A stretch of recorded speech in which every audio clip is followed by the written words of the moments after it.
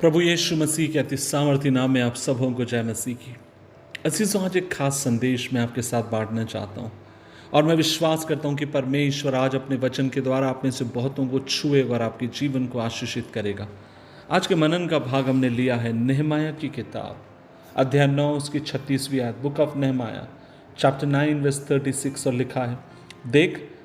आजकल हम दास हैं, हाँ इसी देश में दास हैं जिसे तूने हमारे पूर्वजों को दिया था कि इसकी उत्तम उपज में से खाएं, इसी में हम दास हैं। अजीजों, यहाँ पर आप और मैं परमेश्वर के महान भक्त और दीन दास नेहम्याह को प्रार्थना करते हुए आप और मैं देखते हैं। आप और मैं पाते हैं कि उसने अपने राष्ट्र की गलतियों और उनके पापों के विषय में अच्छे से वो जान लेता है और वह अपने पापों को गंभीरता के साथ समझने के साथ परमेश्वर के सन्मुख आता है। अजीज, एक बात मैं आपसे कहना चाहता हूं, प्रार्थना में एक और चीज जो आपके लिए मेरे लिए सबसे बड़ी आशीषित बात होती है, और वो ये है कि जब आप और मैं प्रभु की उपस्थिति में जाते हैं, जब अपनी कमजोरियों को उसकी उपस्थिति में हम समझने लग जाते हैं, हम उनको मानना शुरू करते हैं। मैं जाने ऐसे कितने लोगों को मैं जानता हूं, या प्रभु की उपस्थिति में हो, प्रार्थना में हो, आत्मा में हो, कितने भी प्रभु के निकट क्यों ना हो, वे कभी भी अपनी गलती को रियलाइज नहीं करते। लेकिन मैं आपसे कहूं, जब आप और मैं प्रार्थना में प्रभु की उपस्थिति में अपनी गलतियों को जब रियलाइज करते हैं, उनको मानना शुरू करते हैं,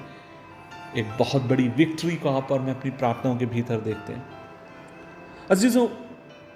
हमें इस बात को हमेशा जानने की जरूरत है, और वो ये है, परमेश्वर कभी भी गलत नहीं होता। अगर गलत कोई होता है तो वो आप और मैं होते हैं। अगर गलती किसी से होती है तो इसका मतलब है आप और मैं गलती कर रहे होते हैं, और वो गलती तब बड़ी हो जाती है जब आप और मैं अपने आप को परमेश्वर की योजना अर्थात उसकी इच्छा से अपने आप को आप और मैं बाहर पाते हैं। इसलिए परमेश्वर की इच्छा को ढूंढने के लिए आप निर्णय करिए। इसलिए अगर आपको लगता है कि परमेश्वर की योजना से आप कहीं ना कहीं दूर होते जा रहे हैं, आप प्रभु से माफी मांगिए, अपनी गलतियों को मानकर परमेश्वर की उपस्थिति में आइए और उसकी योजनाओं को आप ढूंढना शुरू करिए, और आप पाएंगे कि परमेश्वर आपके जीवन के ऊपर अपने अनुग्रह को करेगा। आप प्रभु को अपने काम में देखने पाएंगे।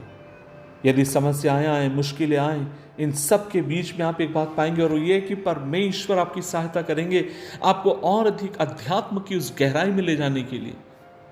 जहां पर आप सत्य को जानेंगे। यदि आप उसके प्रति आज्ञाकारिता में जीवन जी रहे हैं तो मुश्किलें तो आएंगी, समस्याएं तो आएंगी, लेकिन उन सब के बीच में सर्वशक्तिमान परमेश्वर उन ऊंचाइयों पर आपको लेकर जाएगा जिन ऊंचाइयों के ऊपर ले जाकर वो आपको आशीष देना चाहता है। अजीजों, इसी प्रकार जब आप और मैं प्रार्थना में प्रभु के पास आते हैं, आपको मुझे चाहिए कि अपनी जीवन की सारी अशुद्धताओं को प्रभु के सन्मुख रखें, जीवन की सारी गलतियों को उसके सामने रखकर उससे माफ़ी मांगें और कहने पाएं कि प्रभु मैं कमज़ोर हूँ, मुझे तेरी सहायता की ज़रूरत है, मुझे तेरी मदद की ज़रूरत है। और तब परमेश्वर का आत्मा आपके मेरे उन विचारों को दुरुस्त करता है, उन जगहों पर आपका मेरे जीवन को बदलता है जहाँ आप और मैं कमज़ोर हैं। नेहम्याह को आप और मैं देखते हैं, वो दीवार के महत्व को समझता था, जिस दीवार को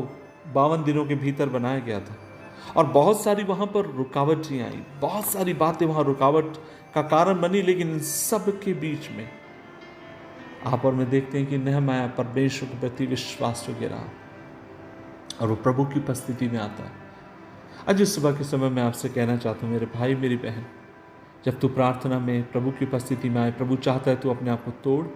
अपनी गलतियों को मान, जहाँ पर तू फिसला है, जहाँ पर तू गिर गया है, फिर से एक और बार उठकर वहाँ से खड़ा हो, ताकि उन बातों को देख सके जिन्हें परमेश्वर तुझे दिखाना चाहता है। आइए मिलकर दुआ करें। प्रभु जी, धन्यवाद इस दिन के लिए, और हम दुआ करते हैं आपका हाथ हम पर हो, आपके लिए जीने के लिए मदद करें, हमें तेरा सेवक बना, यीशु मसीह के नाम से मांगते हैं, आमीन आमीन आमीन।